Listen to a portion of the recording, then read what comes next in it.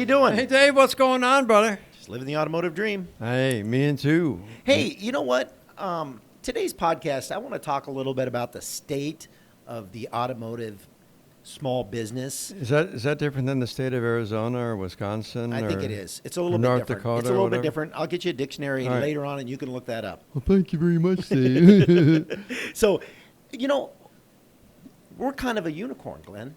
When you really look at the landscape. Of I was wondering the what that others. was on your forehead there. I didn't realize. That's a shine, Glenn. That's a shine. Oh, it's a shine. Yes. I thought, Yeah, I polished it, used a buffer, the whole 9 yards, oh, man. my God. Looks great today. Thank you very much. It's blinding, Yeah, actually. It's- you know, short, bald, and sexy's in. That tall, dark, and handsome thing's dead.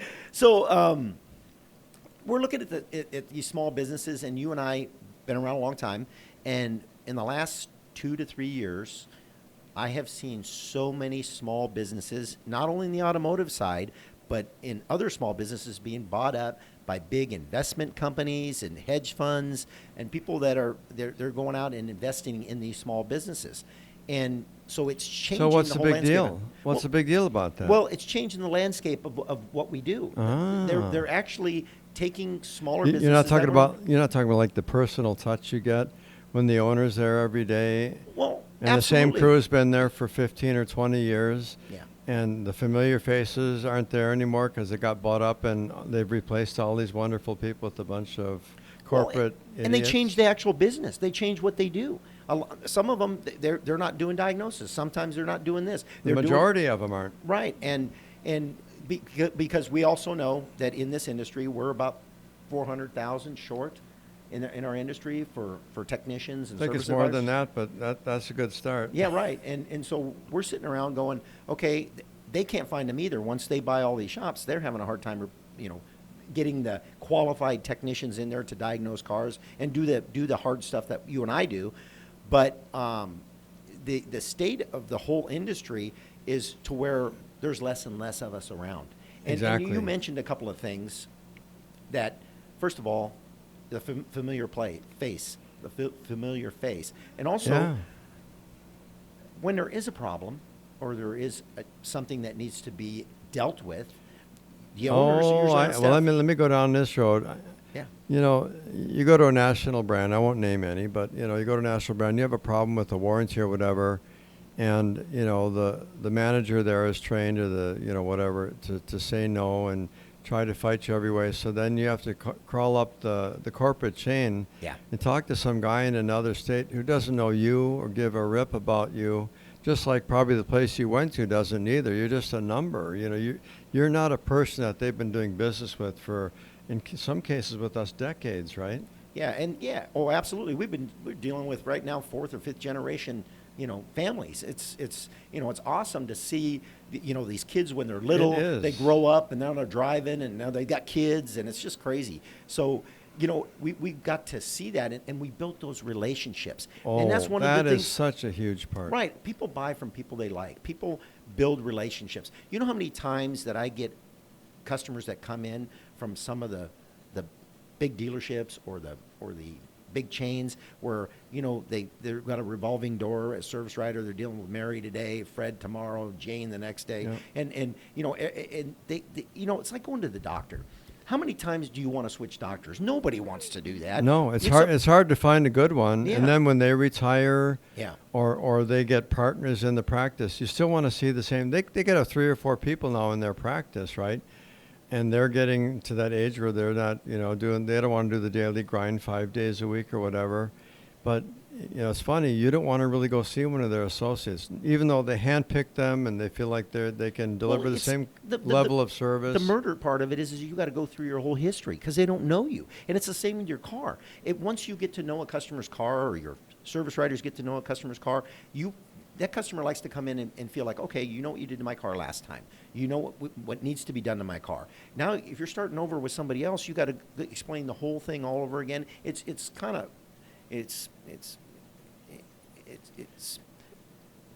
frustrating. frustrating. It's very That's the word I was looking frustrating. for. Yeah, it's There's the word I extremely was looking for. It's frustrating because frustrating. Thank you. there's a new face. Everything is different about the business. You're kind of peeking the base, and you don't see any familiar faces because they've changed everybody.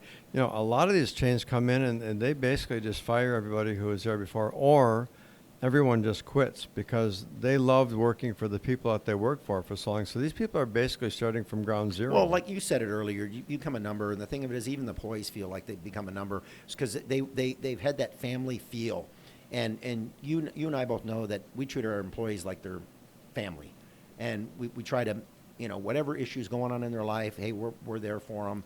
We help them even outside of the business. Oh, If they need our help, we'll help them, and they'll help us too. We have that great relationship, and it's a great bond. That's what families do, right? Right, absolutely, and our customers feel the same way. When they come in there, they like to see the same people. They like to see the owners are there, and they just feel more and more comfortable. And Right. and I think the businesses are run a little bit better. There's a little bit more of a family feel when the customer comes through that door. Yeah. Well, two things too. We've had, both of us had several friends that we've associated with for many years who retired. They got to that retirement age and they sold their businesses to some of these big corporate places because they got paid a lot of money for it, and man, they leave with millions in their pocket and they're gone. But now they're hearing back from their customers because a lot of them have our cell phones. They can contact us. And the drastic changes that have taken place in that business have soured them so bad that they won't go back there anymore. Well, and once they lose the trust, and that probably the biggest word right there is trust. When customers come into our shop, they don't know anything about a car. They don't want to know anything about a car. They don't want the details. They don't want us to do the diagnostic procedure. They don't want us to go through any of that. What they want us to do is they want us to fix the car, and they want to trust us, and they want us to trust them. Exactly, and we're in an industry where people are going to see us more frequently. Let's take other trade industries, like how many times do you have to call a plumber in the life of your homes? How many times do you have to have your AC service? How many times do you have to have an electrician come in and rewire something or add another box? It doesn't happen that often. No, maybe 3 times in 20 years of each of those industries may come to your house and give you service. Right. You're coming 3 times a year or more, depending on how many cars you have and how big your family is. Right, yeah. A lot of times they're more than that because you got a big family. And so when you find someone that you fall in love with in this business, and you're going to be seeing a lot of them, and you can't help but build a relationship. Right. I know the names of almost every customer that I've had since we opened our business. I walk in, hey, Fred, hey, John, hey, Bob, how you doing? First and last name. I mean, I know the history. I know the cars that they used to own. We talk about all of that stuff. When they get a new car, I'm excited with them, and I'm celebrating that they got a new car, and they still have their old one. Yeah. Because they still want us to take care. They're still hanging on to that. They're going to save it for their granddaughter, their grandson, or their son or daughter is going to school, and they got a new car, and now they want us to take care of that other one with their daughter, their son, their son-in-law or daughter-in-law, who have that vehicle now. So it's an amazing relationship that we have, that a plumber, electrician, or whatever, if you need a plumber more than 3 times a year, you got a big problem. time to have something in your house overhauled, Yeah. But car maintenance and repair, somebody needs to get on more fiber. You need to see your mechanic 2 to 3 times a year if you're driving your car on a regular basis, and get that stuff taken care of, because the cost factor has elevated substantially over the years to where what used to cost you a couple $100 to fix now could cost you several $100s or even over $1,000 because of parts, supply chains, all the things, inflation, everything has gone up. And so, if you haven't seen your mechanic, your shop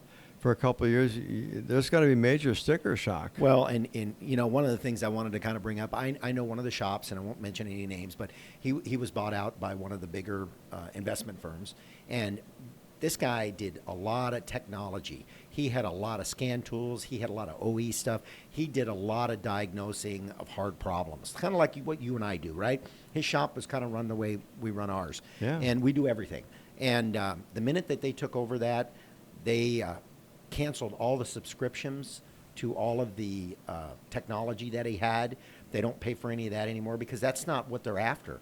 They're after kind of the low-hanging fruit. Yeah, they want to go quick, ahead and do quick fixes. Yeah, they want to do flushes. They want to do brakes. They want to do the low-hanging fruit, and they don't want to get into the harder problems, the stuff that's gonna need an A-level tech that has the ability and all that equipment that you need, they don't want to pay for that, and they don't want to pay for Right. the A-level tech. The scan tools, a good scan tool now is $8,000 to $10,000 or more for Right. each one. Right. And then if you have several techs that use them and they're all using them all day, you have to have more than one or two.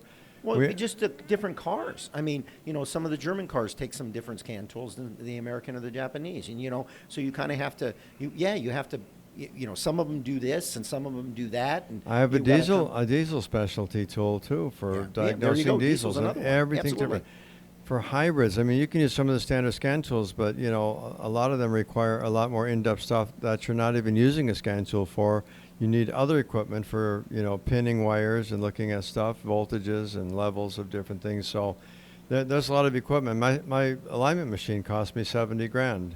So if people think we're just in here as some big cash cow, we're just making all kinds of money, we have to reinvest. And the training costs you thousands of dollars a year to send your guys to training as well. I always tell everybody we're just a conduit. The money comes in the front, and we spend it all, reinventing our business, reinvesting in our business, reinvesting in our team. Marketing is crazy. I mean, we probably spend $50,000, $60,000 a year easily just on marketing. That's like having another employee. Right. And you know what? You know what I will tell you. Oh, wait! Someone's pointing up over $100,000. 300,000. We're spending 300. Oh my God! Our marketing lady's sitting here. You know what? You're spending $300,000 a year to be viable and visible. Thank you, and I appreciate her being in here for that. Because, see, I don't pay the bills. I've got my wife and our accountant that does that. But okay, so now we're spending $300,000 to keep ourselves visible and in front of people because it's all technology now. And then you got to put your personal touch in everything you do. So we'll get off that subject, but wow. I mean, my heart just went up about 50 beats a minute there. I found I'm spending $300,000. You must got one hell of a marketing girl. But here's the deal. I mean, if you're not doing that, you become irrelevant. Well, if you're still using money mailers and different things like that to try to reach out, you're using the wrong technology. You're going to lose customers, and you're going to wane away until you don't exist. We have to constantly invest in ourselves. And ouch! I'm still hurting from the $300,000 deal. Yeah, you're still hurting from ouch. that.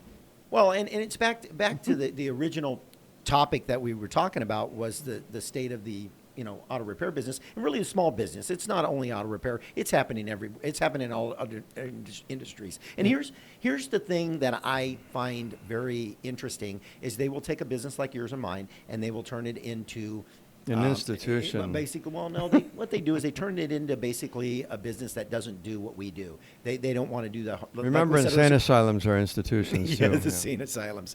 Yeah. Have you been there? Yes.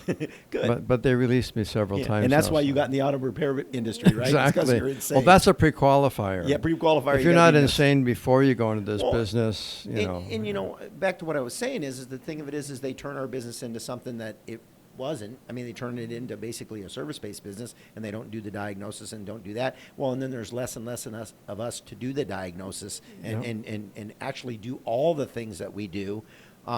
And then what happens is they want to buy as many shops as they can, and they pool all their money, buy all these shops, and then what they do is they sell that pool of shops to a bigger hedge fund or bigger investment company, and this just keeps going and going. And you're further and further and further from the owners. Well, there is no owners anymore. Right. That's what I'm saying. It's a group of owners, and none of them have a cell phone that you can get a hold of. And now you're dealing with basically their manager at the store, and how much power does he have? I don't know, or he or she. And if the guy's a jerk or she's a jerk, whoever's running the place, And we're not bagging on them because they're big companies. That's not what we're trying to do here. But we're also saying that basically the small business, when you look around the country, and you can pick any small business you want, and pretty much they're all either they're baby boomers and they're timing out, and what's happening is individuals aren't going in and buying them. What's happening is these big companies are coming in and buying them because they know small businesses really do well, good times and bad times. Right. And you get a better return for their investment. Right. That's what they're looking for. And we talked about something else that's really important too, how easy it is for a small business to be damaged by negative reviews or bad service or whatever. let's take some of the Walmarts of the world or the whatever, the Targets and the big industries that are out there. You have a bad experience, you put something out online, and nobody cares. It just vanishes. But when someone writes a bad review about my business or your business, we immediately, we almost go into panic mode. It's like, what happened? How can we fix this? Right. How can we take care of this customer? These they don't care. They've got literally why that is, tens Randall? of millions of customers, and they're just another thing. You know why that is? Number Tell one, me. we care. But number two, we have skin in the game. Yeah. We have a lot of skin in the game. Here we are, you and I, we started our businesses. We decided, we're going to get in the auto repair business and we're going to make a go of it, right? Well, we put our families on the line, we put ourselves on the line, and we want to make sure that things go, every customer counts. Every Yes, customer sir. matters. Yep. And That was our tagline when we first opened. Everyone and every repair counts. yeah.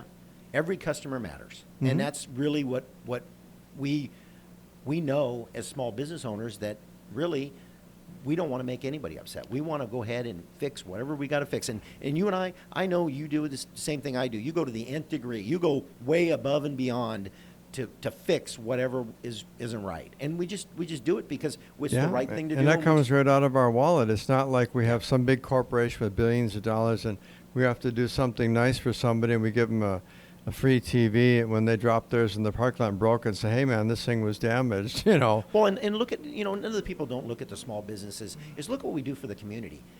I know you and I have been involved in so many car giveaways to single moms. We've done stuff with spina bifida. We've done so much other stuff for the community. I was shocked at the numbers, like with Helping Hands for Single Moms. We did $350,000 worth of auto repair donations and, fixing cars up and giving them for free to these ladies. And we didn't even mention this, but little league, little softball teams, baseball teams. Phoenix Children's Hospital. How many times do you donate to that stuff? And we do, because it's part of our community, and we want to give back to the community. And somebody in some high rise in some other city, do they really care about the community? I don't know. I mean, maybe they do in their heart of hearts, but then the problem is these people get on the news and now there's some big hero or whatever, and we don't ever get any kudos and we don't care. It doesn't matter because this is who we are. Right. And Exactly. we don't do it for the publicity. We do it because that's who we are. Well, the bigger companies, what they do is, you're right, they write the big checks and then they get all over the news. And Exactly. You're right about that. And the thing of it is we do a lot of grassroots things, like I said, just Little League. Just, and it's, it's $200-300, But what's really cool too is, like, you and I are on the news several times a year. I think I was on 12 or 13 times last year. You were on probably almost equal to that. But the deal is they pick out local shops because they know that we care. They know that we're very knowledgeable. They couldn't walk into a national brand and say, hey, can one of you guys get on TV and talk about this subject? And we do it on the fly. We don't have a thing in front of us, a teleprompter telling us what to say or how to say it. We have to write our own story. And that comes from experience. That comes from caring about our community, about the things that they ask us to talk about. Some of the things we talk about in this podcast are derived from questions we get asked from the media people. Absolutely. And that's the good part, and that's the feel good part of being in the small business, because we're able to do it. We have the resources and we're able to do it. We're able to give back, and we want to give back, and we want to continue to help that community thrive. Yeah. And because we're part of it. We're part of the community, and we've lived here a long time. We lived in the area. And like you said, we've got third, fourth generation customers, their families. We care about their families. I got, Girl Scouts. I mean, I swear to, they come by the shop, and oh my God, it's there's a case of cookies. Oh no, out there. we got some of our staff have kids who are in the Girl Scouts, whatever. I know, yeah. And we have like 40-50 boxes of cookies that we buy. Oh, I know. We just start handing them out to customers. I just go, how much? I look like Java. I look like Java the Hutt if I was eating all of those cookies. So anymore, I just say, how much does your kid need? Right. And now they're like $6 a box. Yeah. So it's like, yeah. But it makes us feel good to do it anyway, and we do it no matter. It's not a burden, and we enjoy it. But giving back to the community is just part of it, and that's what small businesses have always done. Yeah. And we and we don't want to lose that. I mean, if we get to the point where there's no small businesses left, I don't know. And another good thing about doing those things for those organizations is we're turning them into entrepreneurs. Yeah. Those Girl Scouts who are out there in front of stores, or they come to your shop, or whatever it is, you know, why would you want to kill their entrepreneurial spirit by, Yeah. you know, they're not there at gunpoint. They're there, and they're scared to death. You know, they go up to some stranger and say, "Hey, mister, would you like to buy a box of cookies?" You know, and you smile at them and say, "Why don't you give me 10 of them?" And their eyes pop open. It's like, yeah, you know, and you're encouraging them. And that's how I started in this industry, and I'm sure you did the same, Right. you know. And look at a lot of these big companies. They're laying people off now in droves. And these people, they went to college, they got a good education, they got a lot of school debt, and now they're getting laid off because of AI, or because of because of their jobs are shipped overseas, or they don't need the job. The computer can do it by itself. So the trade industry. That's not so in the trade industry. It's No. always hands-on. And as the technologies that are coming from these companies become more and more sophisticated, we have to deal with it. Right. We don't have some machine that we can just plug in, and it tells you exactly where the problem is, what's wrong with or the it fixes car. the car by itself. You know, we don't have robots or any of that stuff. And in our industry, you have to have qualified, skilled people. Exactly. So you know, really now the trades right now are exceeding a lot of these bigger, high-paying, quality job, or technical jobs, I guess is the word I'm looking for. So we're always going to need infrastructure people. We're always gonna Absolutely. need that. And you know, if you know anybody, if you're out in the audience listening and you know somebody who is talented and they love working on stuff or whatever, I would heavily encourage them to get a job in the trades, because Or if they like cars, if they just like cars, Yeah. if they like cars, there's a lot of times, if you're really a good person and you like people, and you like dealing with people, and you want to, and you just like being around cars, we can teach you the car side of it. Yeah, but we or, can't teach or you to any like of the people. trades, Yeah. if you want to be an electrician, a plumber, air conditioning guy, or whatever, Yeah. we should encourage our young people. And, when I was young, they had a lot of those trades you could start studying and learning them while you were in high school. And you still can. And They've got some programs out there. You They're, just gotta they're look bringing for 'em. it back Yeah, because bring it they're back, yeah. seeing what they choked off that flow of people who wanted to work with their hands and were interested. They weren't interested in working on computers necessarily. They wanted to work on something on hands and have the gratification that comes from and fixing something. that's why we're 400,000 short in the Yeah. industry, is because we did cut off that pipeline. You're absolutely right. So, we need to get back to the basics. So if you know somebody out there, encourage them, they tell them to go to the local auto shop and see if they're looking for someone. Believe me, there's ads everywhere in all of the trades for people, if it's carpentry, whether it's, whatever. It's a good- People it's are a good looking living. for apprentices. It's- And man, in a few years, you can be making six figures Is it- if you're good at what you do and you really pursue it. Yeah, it's definitely true.